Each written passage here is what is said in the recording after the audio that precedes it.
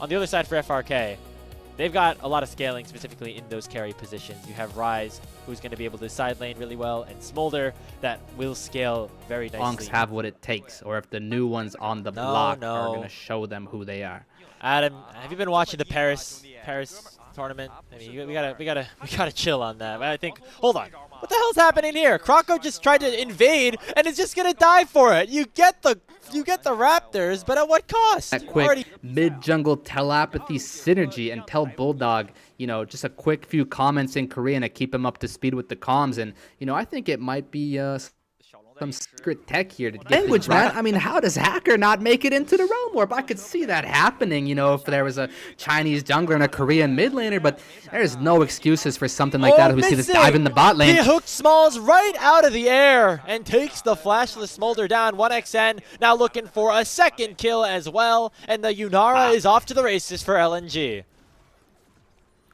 And that's going to be a really good start to the game here for LNG. Again, the kills on the scoreboard might deceive you because whatever the heck Kroko's been cooking, he is for sure ahead in the jungle regardless of that one death. Oh my You're goodness. looking at it on your screen, and 4K, man. Revenge. That's the feat of warfare right there. Served regardless of if you're in combat or not, you can just level up the Weaver's Wall and use it at any time. So just keep your eyes on Bulldog and that ultimate goodbye SMLZ. Look at the timing right there. 1xN and Missing definitely going for the picking up veterans approach, and it looks like, at least for now against FRK, that strategy is working as they have burned Hacker's initial proc of the Cyclone. In comes Bulldog with the Weaver's Wall as well. This is a very dead Wukong, and Bulldog will pick up his first kill of the game. But in 2025, obviously, that whole DN Freaks roster really didn't end up having too much to offer, but now on a new organization, we're going to see if he has what it takes as the second dragon of the game gets secured by his jungler, Kroko.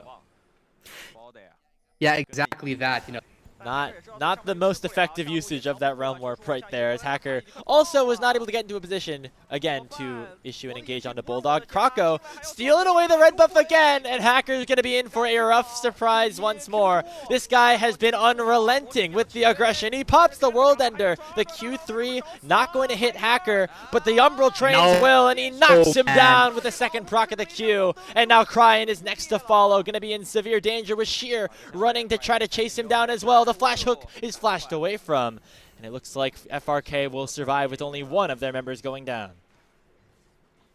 There's one thing I know about Korean solo queue, about Chinese solo queue. If this Wukong right now, you are spamming the FF button. As soon as the clock hits 15, you want out, man. So let's see if there's any way for them to change their minds about this. He doesn't even get over the wall with the flash. Fearness is depressed right now. Cat despair. And I feel like this is the highs and lows of a player like Kroko, right? You saw in that first game that they played against Ultra Prime, not going to lie, he inted a little bit, had 8 deaths at the end of the game, but you can see he's very, very aggressive with the plays that he wants to make. Ends up working out this time. Bulldog might be in some trouble here as Smalls will flash forward to land the final conclusive blows. And finally, FRK do get back on the board. But it comes at the cost of mid lane getting shoved underneath here, and Cryin will be in some danger after this tier 1 falls to 1xN. Yeah, as Bulldog there, you're not really shouting worth, but you're feeling pretty all right about dying there because you know for a fact that FRK is over-indexing into killing you there. This low-key not even worth it for them, so we're going to see LNG chase them out here, maybe even claim some lives. Let's see how the rest of this play unfolds here. But yeah, as Bulldog, you take that. You know what I mean? They focus you down. It is what it is. Looking for another fight. LNG continuing the pressure here in the enemy jungle. They're sending a teleport in from Bulldog as well, but Missing has been taken very low on HP. If he goes back in, it will be a one-way trip, but he looks like he does so onto Smalls, pops the exhaust onto the Smolder as well, and setting things up for his jungler. Kroko with the Q3, able to take the Smolder down, and that's a second kill, and soon to be all 4 picked up here for LNG. FRK knew exactly where their opposition. The way things are looking right now, definitely good vibes coming out. I think that's the most important thing. Feeling confident going into the season.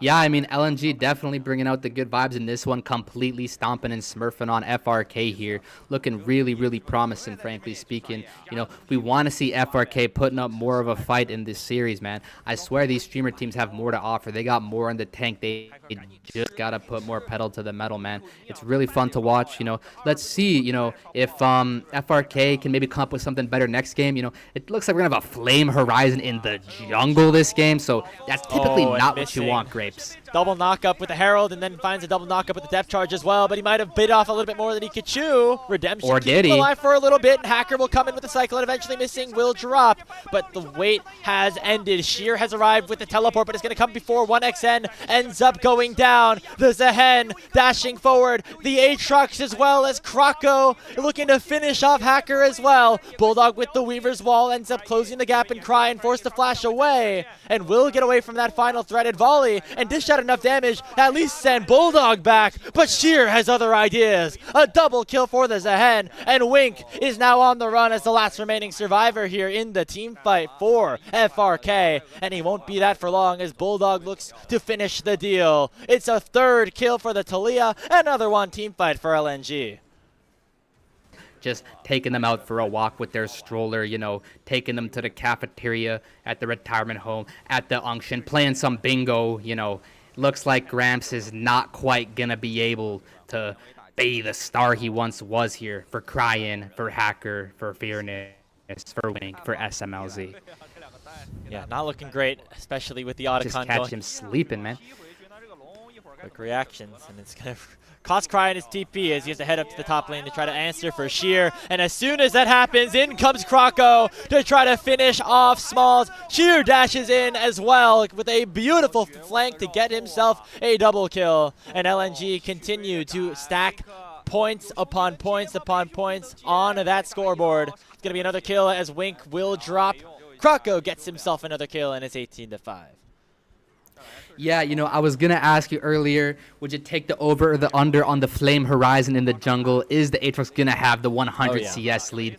Not even close, man. He's going to have way more than that, man. This Wukong, he's lucky to even have a level 2 ultimate right now. I'm going to be completely honest with you, man. I'm pretty sure Kroko has a full item in his shop right now, too, as soon as he wants to go purchase it. So it's chopped, a little bit of a higher performance in the future. Kasante TPing in. Oh, Smalls just gets completely flanked out by Missing. He's forced to run to the defense of the rest of his team. And we have ourselves a bit of a 5v4 setup, but look at Sheer. An immediate ultimate forward, and Smalls will get taken down with Bulldog getting a double kill on the backside of things as well. It's a double now here for the Zehen. Fearness not even going to be able to get 1xN as he finishes off the ace, and Baron not necessary as it hasn't even spawned LNG into the base to take game 1. We have a speed run here from LNG, the first team between these two head-to-head to destroy a Nexus in the Demacia Cup, and in a very handed fashion at that. Kroko must have had 5K as that game